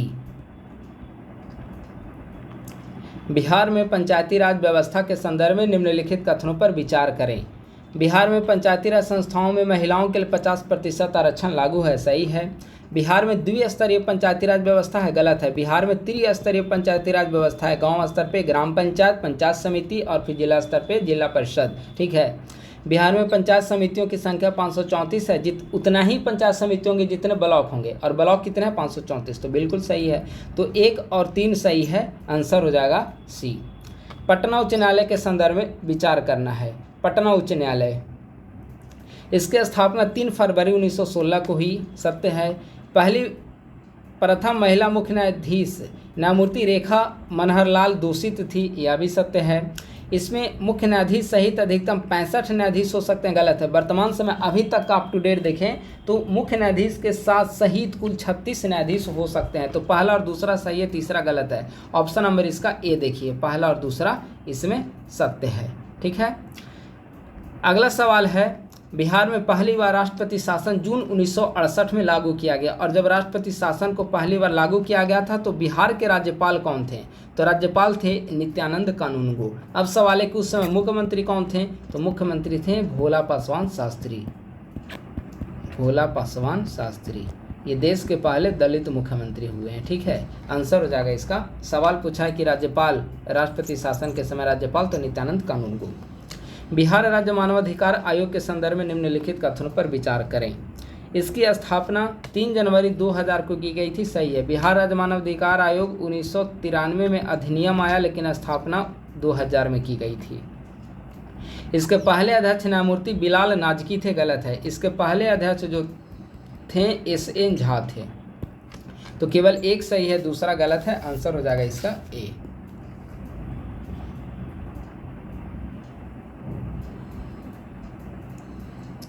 भारत के राष्ट्रपति का पद सुशोभित करने से पूर्व निम्नलिखित में से किन राजनीतिज्ञों ने बिहार के राज्यपाल के रूप में कार्य किया था? यानी कि वैसे व्यक्ति जो पहले बिहार के राज्यपाल रहे हों और बाद में राष्ट्रपति बने हों। तो 2 नाम आप लोग जानते हैं, जाकिर हुसैन और रामनाथ कोविंद। अगर जाकिर हुसैन देखा जाए तो जाकिर हुसैन बिहार के गवर्नर रहे हैं 1957 से 62 तक, और भारत के राष्ट्रपति बने, तीसरे राष्ट्रपति बने हैं 1967 से 69 के बीच में। उसी प्रकार आप रामनाथ कोविंद का देखें तो बिहार के गवर्नर रहे 2015 से 2017 तक, लेकिन राष्ट्रपति बने 14वें राष्ट्रपति बने 2017 से 2022 के बीच में। ठीक है, तो वैसे व्यक्ति जो बिहार के राज्यपाल बने और बाद में भारत के राष्ट्रपति बने, उनमें जाकिर हुसैन और रामनाथ कोविंद का स्थान महत्वपूर्ण है। तो 1 और 2 आंसर हो जाएगा इसका ए।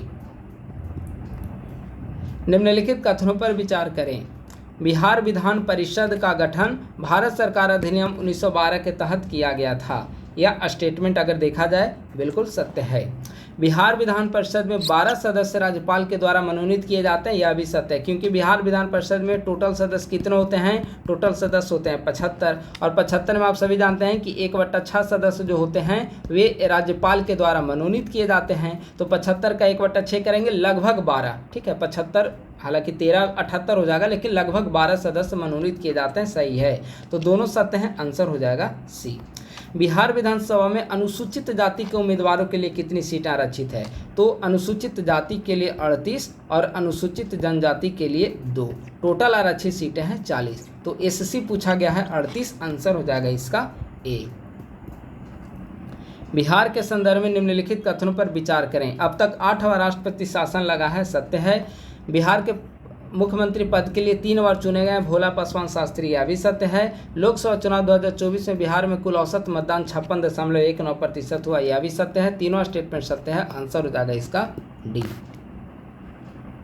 79 बिहार में ग्राम कचहरी की स्थापना निम्नलिखित में से किस अधिनियम के तहत की गई है? तो पंचायती राज अधिनियम 2006 के तहत। निम्नलिखित कथनों पर विचार करें। बिहार के प्रथम विधानसभा चुनाव 1952 में 13 महिला विधायक के रूप में निर्वाचित हुई, सही है। और दूसरी बार जब 1957 में चुनाव हुआ था तो 34 महिला विधायक चुनी गई थी। ठीक है, बिहार विधानसभा के पहले अध्यक्ष रामदयालु सिंह थे, यह भी सत्य है। और बिहार में संसदीय निर्वाचन क्षेत्रों की संख्या वर्तमान समय में 40 है। संसदीय यानी कि लोकसभा निर्वाचन क्षेत्रों की संख्या, यह भी सत्य है। तीनों सही है, इसका आंसर हो जाएगा डी। अगला सवाल है, न्यूनतम मजदूरी अधिनियम किस वर्ष पारित किया गया? न्यूनतम मजदूरी अधिनियम 1948 में पारित किया गया। डीपीएसपी का क्रियान्वयन में आप लोग पढ़ते होंगे। न्यूनतम मजदूरी अधिनियम भारत में क्रियान्वित किया गया 1948 में, आंसर हो जाएगा डी। ठीक है, और ऑप्शन देख लें तो 1936 में मजदूरी संदाय अधिनियम आया है। ठीक है, 1947 में औद्योगिक विवाद अधिनियम आया है, और 1926 में व्यापार संघ ट्रेड एसोसिएशन अधिनियम आया है 1926 में। तो न्यूनतम मजदूरी अधिनियम 1948, आंसर हो जाएगा डी। निम्नलिखित में से किस अनुच्छेद में यह प्रावधान किया गया है कि कोई भी कर विधि के प्राधिकार से ही लगाया और वसूला जा सकता है, अन्यथा नहीं? आर्टिकल 265। ठीक है, निम्नलिखित में से किन राज्यों में विधान परिषद का गठन किया गया है? देखिए, वर्तमान समय में 6 राज्य ऐसे हैं जहाँ पे विधान परिषद का गठन किया गया है। आपको छांटकर आंसर बताना है कहाँ कहाँ पे विधान परिषद का गठन किया गया है। तो जो 6 राज्य में विधान परिषद का गठन किया गया है उनमें UP plus Bihar, Maharashtra plus Karnataka और आंध्रा प्लस तेलंगाना, ये 6 राज्य हैं। पहले जम्मू कश्मीर भी था, लेकिन अब तो जम्मू कश्मीर राज्य की श्रेणी से हट गया। ठीक है, उसका पुनर्गठन 2019 में किया गया, तो पहले 7 थे तो अब घटकर 6 हो गए। तो ये 6 हैं। अब ऑप्शन पे आपको निशान लगा देना है। तो किन राज्यों में विधान परिषद का गठन है? तो कर्नाटक सही है, यहाँ पे हमने कर्नाटक बताया। यहाँ पे तेलंगाना, यह भी तेलंगाना सत्य है। महाराष्ट्र, ये भी महाराष्ट्र सत्य है। तमिलनाडु हमने कहीं तो बताया नहीं है, तो इसका आंसर हो जाएगा 1, 2 और 4, यानी आंसर हो जाएगा सी। तमिलनाडु में विधान परिषद नहीं है। अंडमान निकोबार द्वीप समूह किस उच्च न्यायालय के अधिकारता के अंतर्गत आता है? तो अंडमान निकोबार कलकत्ता उच्च न्यायालय के अधीन में आता है। तो 84 का आंसर हो जाएगा ए। अगला सवाल है, निम्नलिखित कथनों पर विचार करें। कौन सा कथन सही नहीं है? सही नहीं है उसे बताना है। ठीक है, आप लोग स्टेटमेंट को पढ़कर बताइए इसका कौन सा आंसर सत्य होगा। इसमें देखिए ऑप्शन नंबर सी देखिए, मूल अधिकारों का प्रयोग निदेशक तत्वों से असंगत नहीं हो सकता,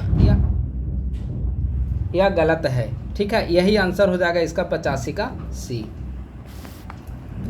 अगला सवाल है 86 नंबर सवाल है, निम्नलिखित में से किस वाद के अंतर्गत उच्चतम न्यायालय ने मृत्युदंड को दुर्लभ से दुर्लभतम मामलों में ही पारित किए जाने को उपयुक्त माना। यानी कि किस वाद के अंतर्गत माननीय सर्वोच्च न्यायालय ने कहा है कि मृत्युदंड यानी कि फांसी की सज़ा को सिर्फ दुर्लभ से दुर्लभतम मामलों में ही दिया जाना चाहिए। तो इसका करेक्ट आंसर हो जाएगा डी, बच्चन सिंह बनाम पंजाब राज्य मामला।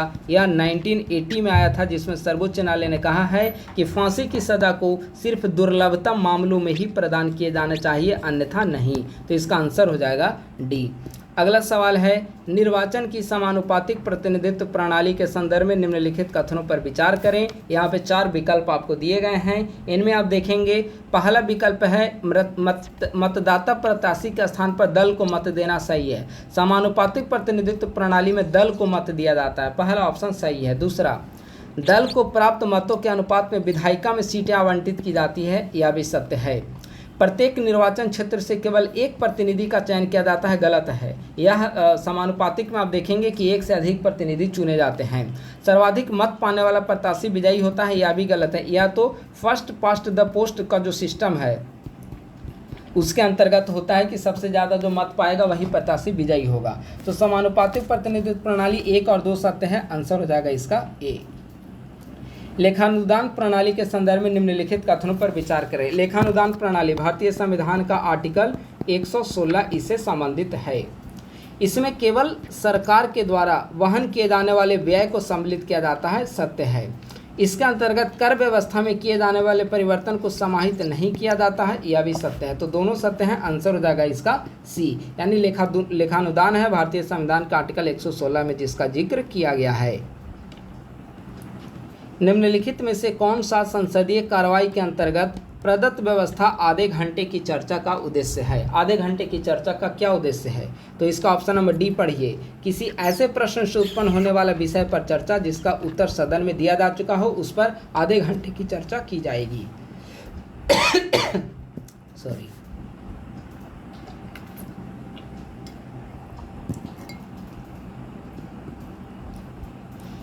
निम्नलिखित में से किस संविधान संशोधन के द्वारा मंत्रिपरिषद के आकार को सीमित करने का प्रावधान किया गया? अभी हमने ऊपर कई बार जिक्र किया है 91 संविधान संशोधन 2003, जिसमें कहा गया था कि कुल सदस्य संख्या का 15% से अधिक नहीं होंगे। तो इसका आंसर हो जाएगा डी। हाल ही में निम्नलिखित में से किसे बिहार के नए राज्यपाल के रूप में नियुक्त किया गया? आरिफ मोहम्मद खान को। इसके पहले थे राजेंद्र विश्वनाथ आर्लेकर, वे केरल चले गए और केरल से आरिफ मोहम्मद खान बिहार चले आए और 2 जनवरी 2025 को इन्होंने पद ग्रहण किया। तो इसका आंसर हो जाएगा 91 का ए। हाल ही में ब्रिटेन की रॉयल मिंट ने साहित्यकार जॉर्ज ऑरवेल के सम्मान में स्मारक सिक्का जारी किया। जॉर्ज ऑरवेल का संबंध बिहार के किस जनपद से है? तो ये मोतिहारी जिले से संबंधित हैं। बिहार खेल विश्वविद्यालय के संदर्भ में निम्नलिखित कथनों पर विचार करें। हाल ही में इसे यूजीसी के द्वारा मान्यता प्रदान की गई है, बिल्कुल सत्य है। और इसका उद्घाटन राष्ट्रीय खेल दिवस 2024 कब होता है? 29 अगस्त को नालंदा जिले के राजगीर में मुख्यमंत्री के द्वारा किया गया, यह भी सत्य है। तो दोनों सत्य है, इसका आंसर हो जाएगा 1 और 2, दोनों 93 का आंसर सी। अगला सवाल है, 76वें गणतंत्र दिवस पर 8 वर्षों के अंतराल के बाद कर्तव्य पथ पर बिहार की झांकी ने अपनी उपस्थिति दर्ज कराई। निम्नलिखित में से कौन सा इस झांकी का केंद्रीय विषय था? तो इस बार की झांकी का केंद्रीय विषय रहा है स्वर्णिम भारत, विरासत और विकास, यानी कि ऑप्शन नंबर बी। दरभंगा अंतर्राष्ट्रीय चलचित्र उत्सव 2025 के संदर्भ में निम्नलिखित कथनों पर विचार करें। ठीक है, कब से कब तक हुआ है? 7 से 9 फरवरी 2025। यह इसका 12वां संस्करण था, सत्य है। इसमें देश विदेश की 45 फिल्मों की स्क्रीनिंग की गई, यह भी सत्य है। और इसका समापन फिल्म दादा लक्ष्मी रही, यह भी सत्य है। तो तीनों सही हैं, आंसर हो जाएगा डी। हाल ही में 300 वर्ष पुराने स्टोन आर्ट को जीआई टैग प्रदान किया गया। यह बिहार के किस जिले से संबंधित है? बिहार के गया जिले के निमचक बथखानी प्रखंड से संबंधित है, आंसर हो जाएगा इसका डी। यहाँ पे गया जी होना चाहिए, अब चूंकि इसका नाम बदल दिया गया है गया जिले का। उत्तराखंड में आयोजित 38वीं राष्ट्रीय खेल 2025 में बिहार के पदक की संख्या क्या थी? देखिए, उत्तराखंड में 38वीं राष्ट्रीय खेल का आयोजन हुआ, ठीक है। इसमें सबसे ज़्यादा पदक नंबर 1 पे रहा है महाराष्ट्र, नंबर 2 पे रहा है हरियाणा और बिहार जो रहा है 29वें स्थान पे रहा है। बिहार ने टोटल 12 पदक को जीता, जिनमें 1 स्वर्ण, 6 रजत और 5 कांस्य शामिल है। आंसर हो जाएगा इसका ए। निम्नलिखित में से बिहार के किस जनपद में बिहार महिला वुशु चैंपियनशिप 2025 का आयोजन किया गया? आसान सवाल है, बिहार के मुजफ्फरपुर में।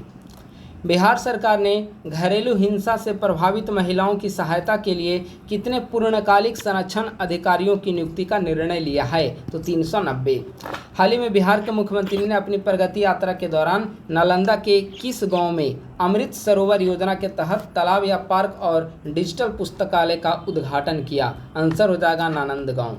लोकसभा में अनुसूचित जातियों के लिए निम्नलिखित में से कितने स्थान आरक्षित किए गए हैं? ओवरऑल लोकसभा में पूछा गया है। तो देखिए, लोकसभा में अगर आप देखेंगे तो लोकसभा में अनुसूचित जाति के लिए 84 और अनुसूचित जनजाति के लिए 47 सीटें आरक्षित है। अगर संवैधानिक प्रावधान देखेंगे तो लोकसभा में SC ST के सीटों के आरक्षण की चर्चा संविधान के आर्टिकल 330 में की गई है और आर्टिकल 332 जो है वह विधानसभा में SC ST के रिजर्वेशन की चर्चा करता है। तो लोकसभा में अनुसूचित जाति के लिए सीटें कितनी आरक्षित है? 84 और अनुसूचित जनजाति होता तो आंसर होता 47। भारतीय संविधान के निम्नलिखित में से किस अनुसूची में विभिन्न पदाधिकारियों को प्राप्त होने वाले वेतन भत्तों का उल्लेख है? तो वेतन भत्तों का उल्लेख दूसरी अनुसूची में किया गया है, ठीक है। तो इसका आंसर हो जाएगा ए। तीसरी अनुसूची में पद शपथ प्रक्रिया से का जिक्र किया गया है, तो इसका आंसर हो जाएगा ऑप्शन नंबर ए। स्थगन प्रस्ताव के संदर्भ में निम्नलिखित कथनों पर विचार करें। स्थगन प्रस्ताव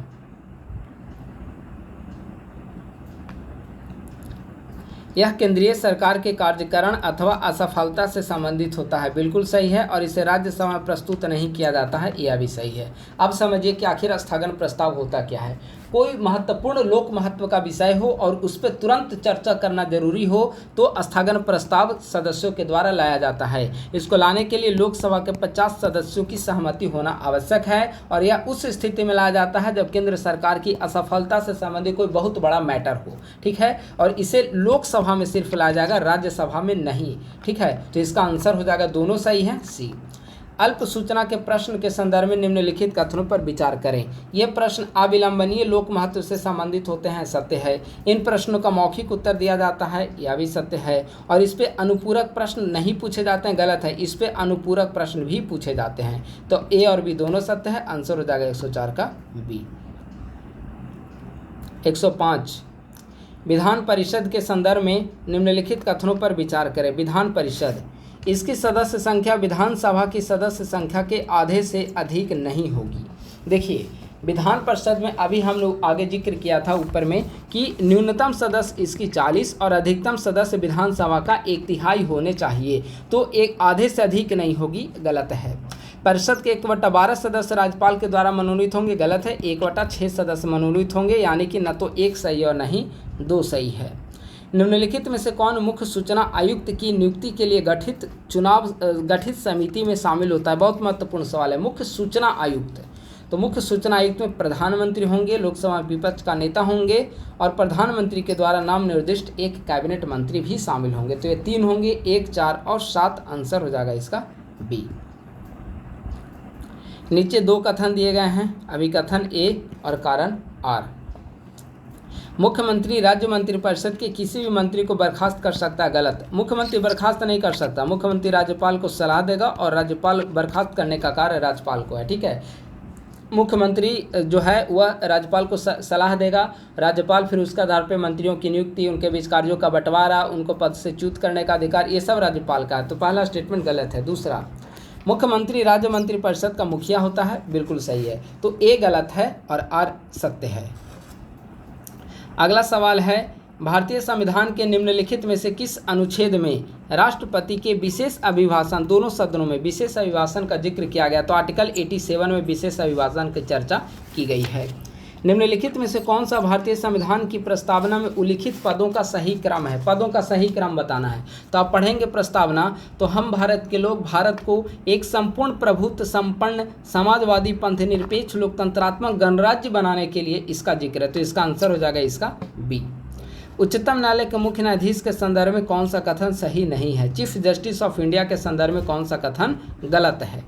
पहला, राष्ट्रपति और उपराष्ट्रपति का पद रिक्त होने पर वह राष्ट्रपति के कार्यों का निर्वहन करेगा, बिल्कुल सही है। संविधान के द्वारा उसका कार्यकाल 5 वर्ष निर्धारित है, गलत है, 65 वर्ष, और उच्च न्यायालय में 62। उसके निष्कासन का प्रस्ताव लोकसभा के 100 सदस्यों के द्वारा समर्थित होना चाहिए, बिल्कुल सही है। लोकसभा में या तो 100 और राज्यसभा में 50, ठीक है। तो कौन सा सही नहीं है? तो ऑप्शन नंबर बी सही नहीं है, आंसर हो जाएगा बी। राज्यसभा में विपक्ष के नेता के संदर्भ में निम्नलिखित कथनों पर विचार करें। विपक्ष के नेता उसे राष्ट्रपति के द्वारा मान्यता प्रदान की जाती है, सत्य है। उसके वेतन और भत्ते कैबिनेट मंत्री के समान होते हैं, सत्य है। तो दोनों सही है, इसका आंसर हो जाएगा सी।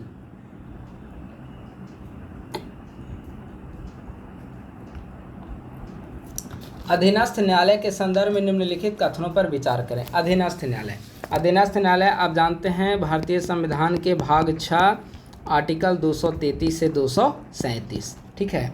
ये उच्चतम न्यायालय के प्रशासनिक नियंत्रण में होते हैं, गलत है। उच्चतम न्यायालय नहीं बल्कि उच्च न्यायालय के प्रशासनिक नियंत्रण में होते हैं, पहला गलत हो गया। दूसरा, जिला न्यायाधीशों की नियुक्ति एवं पदोन्नति राज्यपाल के द्वारा की जाती है, सत्य है। तो केवल 2 सही है, आंसर हो जाएगा बी। भारत के नियंत्रक एवं महालेखा परीक्षक यानी कि कैग के संदर्भ में निम्नलिखित कथनों पर विचार करें। यह राज्यों के आकस्मिक निधि की परीक्षा कर सकता है, चाहे आकस्मिक निधि हो या फिर किसी प्रकार का लेखा जोखा हो, संचित निधि हो, सबकी अकाउंटिंग का कार्य कैग का है। तो पहला सही है। दूसरा, इसके पद का व्यय संचित निधि पर भारित होता है, यह भी सत्य है। तो दोनों सत्य हैं, आंसर हो जाएगा इसका सी, कैग आर्टिकल 148। अगला सवाल है, निम्नलिखित में से किस राज्य में 4 स्तरीय पंचायती राज व्यवस्था का प्रावधान किया गया है? देखिए, 73वें संशोधन के जरिए पूरे भारत में 3 स्तरीय पंचायती राज का जिक्र किया गया है, लेकिन पश्चिम बंगाल में 4 स्तरीय पंचायती राज व्यवस्था और तमिलनाडु में द्विस्तरीय पंचायती राज व्यवस्था का जिक्र है, ठीक है। तो आंसर हो जाएगा इसका 4 स्तरीय पूछा गया है, बी। निम्नलिखित में से कौन सा विषय 11वीं अनुसूची में शामिल है? 11वीं अनुसूची यानी कि पंचायती राज, इसे जोड़ा गया है 73वें संविधान संशोधन के जरिए। इसमें टोटल 29 विषय हैं। तो अब सवाल है कि 11वीं अनुसूची में इन 29 विषय में कौन कौन शामिल हैं? तो ऑप्शन नंबर 1 और ऑप्शन नंबर 2। तो इसका आंसर हो जाएगा केवल ए।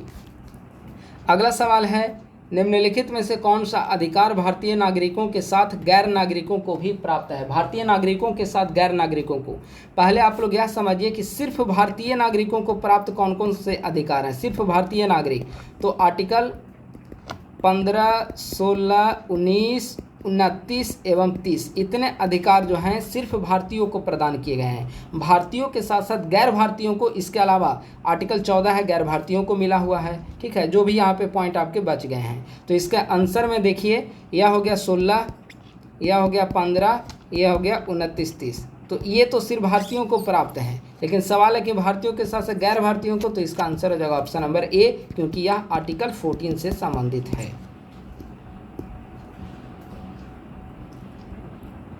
विधिक सेवा प्राधिकरण के अंतर्गत निम्नलिखित में से कौन निःशुल्क विधिक सेवाएं प्राप्त करने के लिए पात्र है? निःशुल्क विधिक सेवाएं, तो दिव्यांग व्यक्ति, हिरासत में व्यक्ति, अनुसूचित जाति के व्यक्ति, ये तीनों ऑप्शन सही है।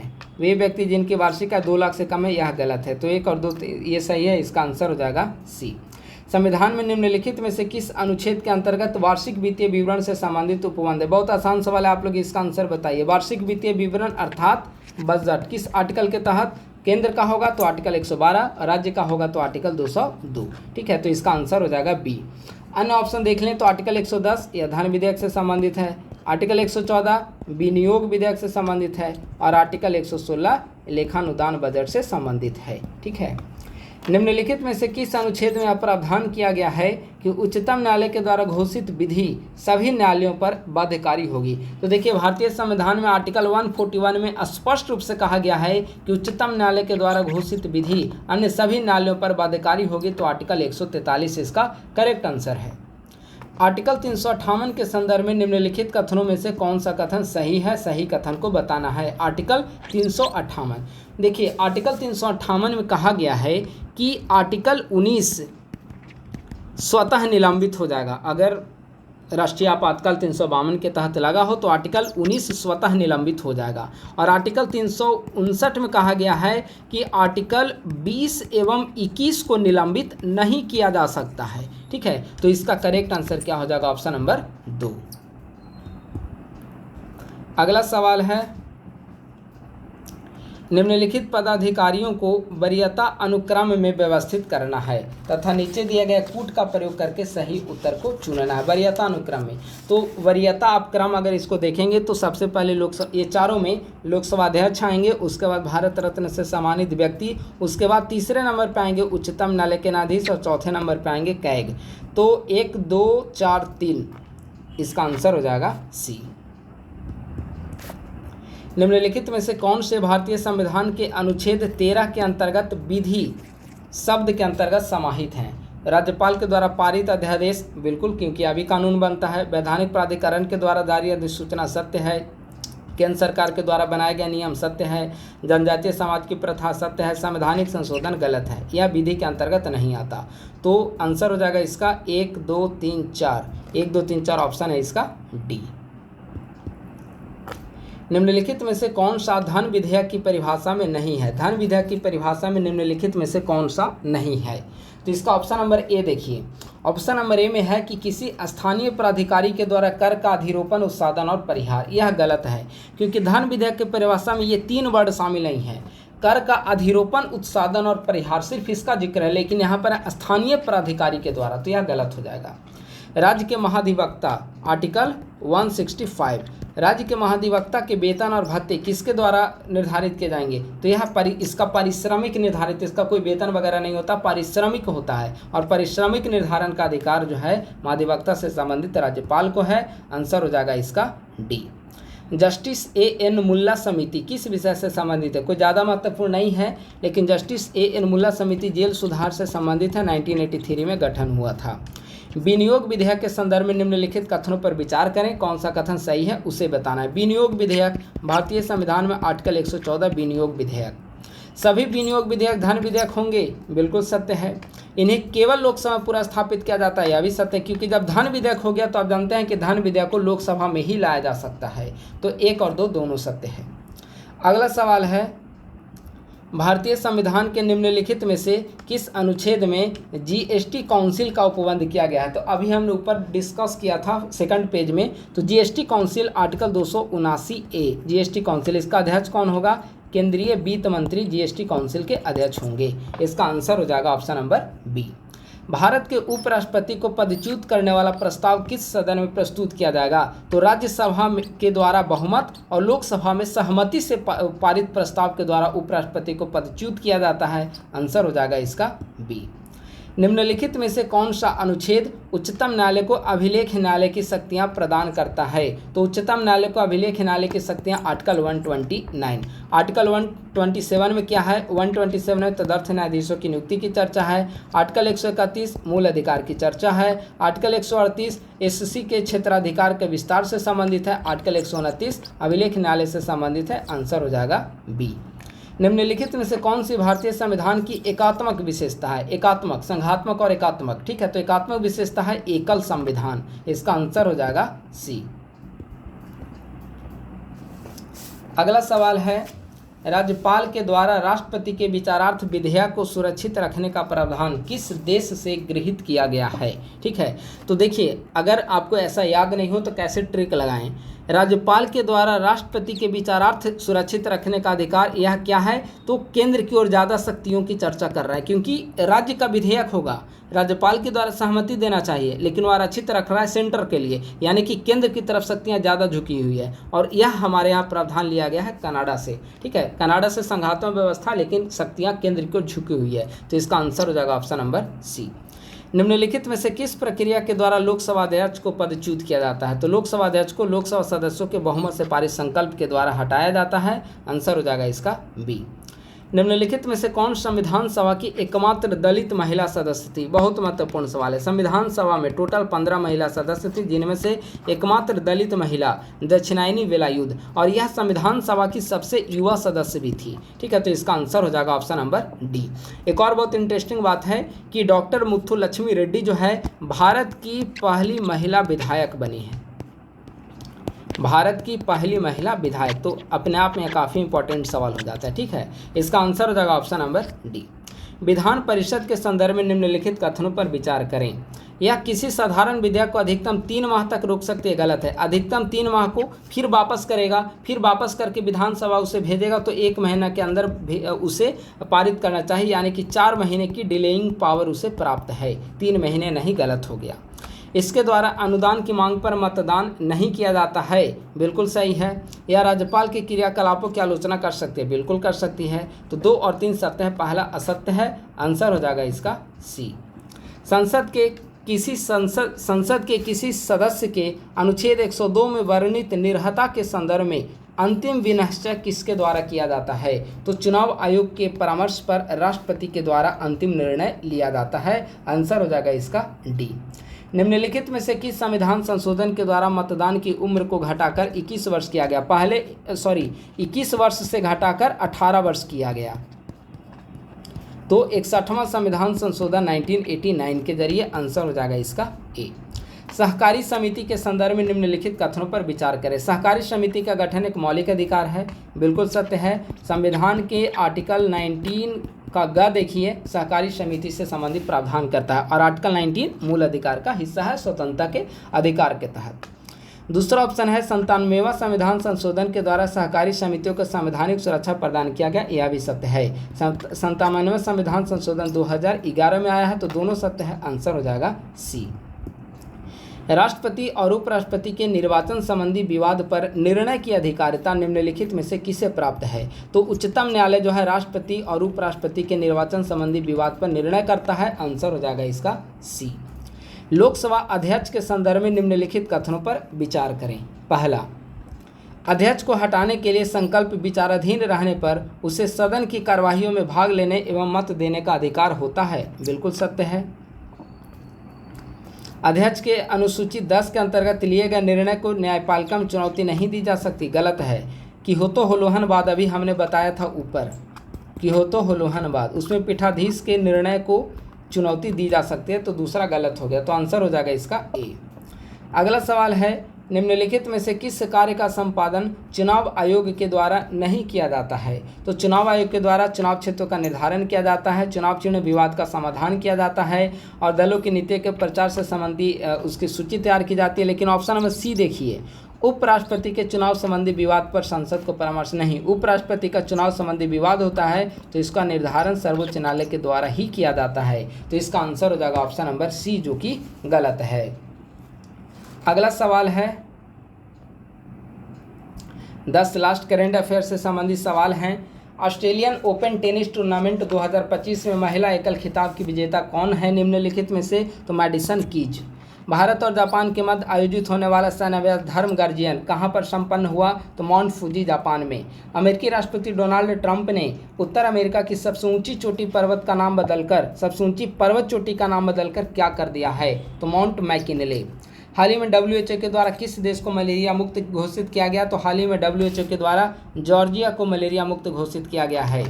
जनवरी 2025 में किस भारतीय को गेट्स कैम्ब्रिज इम्पैक्ट पुरस्कार 2025 प्रदान किया गया? तो प्रोफेसर उर्वशी सिन्हा को। अगला सवाल है, फरवरी 2025 में तेल निर्यातक देशों के गठबंधन ओपेक में कौन सा देश शामिल हुआ? तो हाल ही में फरवरी 2025 में ओपेक में ब्राजील को शामिल किया गया है। हाल ही में माउंट तारानाकी को कानूनी व्यक्ति घोषित किया गया है। यह पर्वत किस देश में शामिल है? बहुत महत्वपूर्ण है। माउंट तारानाकी को हाल ही में कानूनी व्यक्ति घोषित किया गया है। यह पर्वत किस देश में स्थित है? तो न्यूजीलैंड में स्थित है। हाल ही में बोको हराम आतंकवादी संगठन के विरुद्ध किस देश की सेना ने ऑपरेशन हस्का नाइट चलाया? ऑपरेशन हस्का नाइट, तो चाड के द्वारा। हाल ही में 100 प्लैनेट के अध्ययन के लिए पेंडोरा मिशन लॉन्च करने की घोषणा किसके द्वारा की गई है? नासा के द्वारा। और आज का अंतिम सवाल है, हाल ही में किस कंपनी के द्वारा मेजराना 1 नामक एक नई क्वांटम कंप्यूटिंग चिप विकसित की गई है? तो नई क्वांटम कंप्यूटिंग चिप जो है मेजराना 1 व माइक्रोसॉफ्ट के द्वारा विकसित की गई है। तो इसका आंसर हो जाएगा ऑप्शन नंबर डी। ठीक है, तो इस प्रकार से आज हमने संस्कृति आईएएस का टेस्ट नंबर 3 जो कि Indian polity sectional plus current affair के कुछ प्रश्नों से संबंधित है उसका हमने डिस्कस किया। इसका पीडीएफ जो है करंट अफेयर पेड बैच में आप सभी को प्रोवाइड की जाएगी। उसके बारे में संक्षिप्त जानकारी अगर आप लोग इससे जुड़ना चाहते हैं तो इसका चार्ज रखा गया है 500 रुपये। 1 साल का आपको करंट अफेयर मिलेंगे। प्रतियोगिता दर्पण का मंथली वाइज शॉर्ट नोट दिसंबर 2024 से दिया जाएगा। परीक्षा मंथन मैगजीन का शॉर्ट नोट्स दिया जाएगा। विजन आइस मैगजीन का शॉर्ट नोट्स दिए जाएंगे। बजट इकोनॉमिक सर्वे दिया जाएगा। बिहार का हिस्ट्री, बिहार का ज्योग्राफी का इसमें शॉर्ट नोट्स प्रोवाइड किए जाएंगे। प्लस टेस्ट सीरीज के रूप में संस्कृति आईएएस का टेस्ट सीरीज का जो कॉपी डिस्कस किया जा रहा है इसका एक्सप्लेनेशन के साथ आपको पीडीएफ प्रोवाइड किए जाएंगे। प्लस जो भी यूट्यूब चैनल पर डिस्कस किया जा रहा है प्रीलिम्स के लिए वो सभी कंटेंट इसके तहत आप सभी को प्रोवाइड किए जाएंगे। जुड़ने के लिए 8375934036 या 9870564701 दो में से किसी भी एक नंबर पे कॉल या मैसेज करके संपर्क कर सकते हैं। और अगर आप डायरेक्ट जुड़ने की इच्छुक हैं तो 500 रुपये गूगल पे, फ़ोनपे, पेटीएम पे आप लोग पेमेंट करने के बाद किसी भी नंबर पे पेमेंट का स्क्रीनशॉट भेजकर आप लोग इस ग्रुप से जुड़ सकते हैं। आपको टेलीग्राम पेड ग्रुप जो है वहाँ पे लिंक आपको दे दिया जाएगा और आप उसके माध्यम से जुड़ सकते हैं। तो बस आज के वीडियो में इतना ही। अगर आप लोग नए हैं तो हमारे यूट्यूब चैनल को सब्सक्राइब करें और हमारे टेलीग्राम ग्रुप @ISPC सेंटर को जरूर ज्वाइन करें। इस वीडियो के डिस्क्रिप्शन बॉक्स में टेलीग्राम ग्रुप का लिंक दिया गया है। थैंक यू सो मच, बहुत बहुत धन्यवाद।